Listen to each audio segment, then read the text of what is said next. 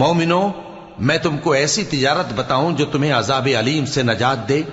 वो ये कि अल्लाह पर और उसके रसूल सल्लल्लाहु अलैहि वसल्लम पर ईमान लाओ और अल्लाह की राह में अपने माल और जान से जिहाद करो। अगर समझो तो ये तुम्हारे हक में बेहतर है। वो तुम्हारे गुनाह बख्श देगा और तुमको जन्नत के बागों में जिनके नीचे नहरें बह रही हैं और पाकीज़ा मकानात में जो हमेशा की बहिश्त में हैं दाखिल करेगा। यही बड़ी कामयाबी है।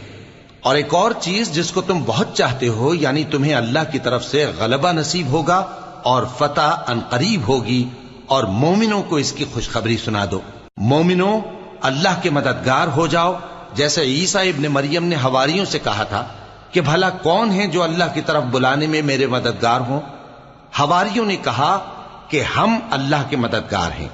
सो बनी इसराइल में से एक गिरोह तो ईमान ले आया,